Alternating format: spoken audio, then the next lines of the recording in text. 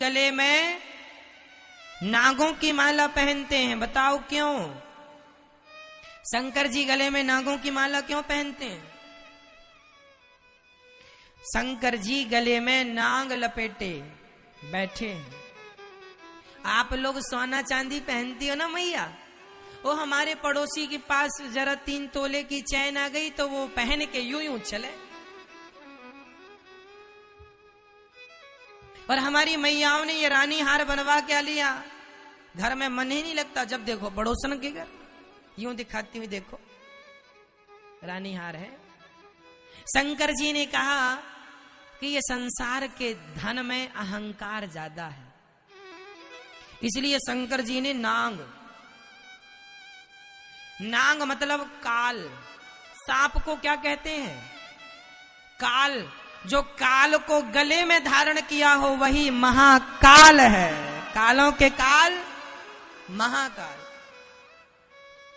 तो शंकर जी ने जो गले में सांपों को धारण किया वो सर्प किसका रूप है? काल का। शंकर जी ने गले में किसको पहन रखा है? काल को। मानो शंकर जी ये समझा रहे हैं हम सभी मूर्खों को कि सुनो बच्चों, तुम सोना चांदी पहनते हो, हम काल पहनते हैं। तुम्हारे सोना चांदी जो है एक दिन तुम्हारे गले से उतर जाएंगे और कहां आएंगे? काल के पास।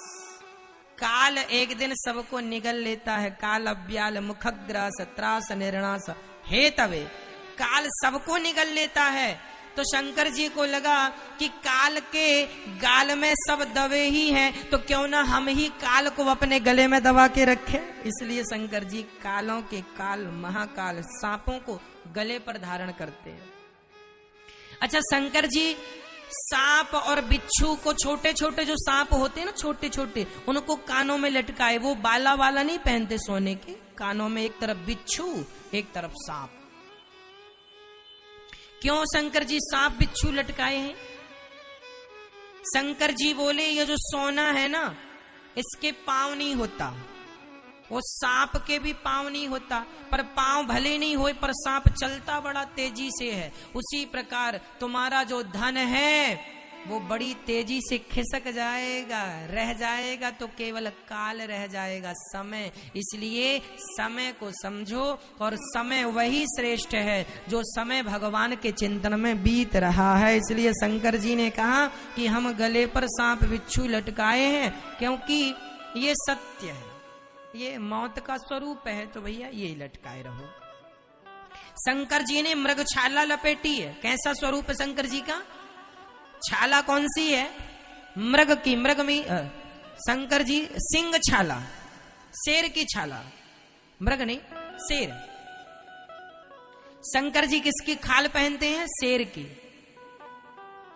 किसी ने कहा भगवान शंकर ये शेर की खाल क्यों पहनते हैं? कारण है, शेर जंगल का राजा है और शंकर जी ने उसकी खाल को कमर पर लपेट रखा है। मानो शंकर जी ये कह रहे हैं कि ये शेर एक समय पर बड़ा अहंकारी था कि मैं जंगल का राजा हूं, और आज देख लो इसकी क्या दशा है, इसकी खाल हम लपेटे हैं। इसलिए दुनिया वालों, तुम अहंकार ना करना, तुम्हारी भी खाल उतार ली जाएगी, इसलिए अहंकार ना हो। इसलिए शंकर जी शेर की खाल पहने हैं। अच्छा, शंकर जी भभूति रमाते हैं। काहे की? चिता की। चिता की भभूति काहे रमाते हैं?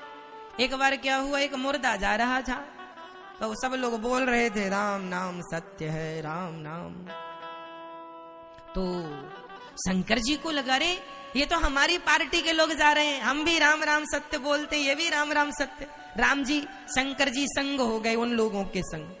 तभी शंकर जी चलते चलते गए तो उन्होंने मुर्दे को तो चिता पे रख के जला दिया, और ये सारे लोग जब वापस आने लगे ना तो फिर किसी ने राम राम नहीं बोला। शंकर जी ने पूछा क्यों जी, अभी तो आप सब लोग राम राम बोल रहे थे और अब तो आप लोग राम राम बोलते नहीं है। उन्होंने कहा हम लोग राम राम इसकी वजह से बोल रहे थे, वो जल रहा है, मुर्दे की वजह से।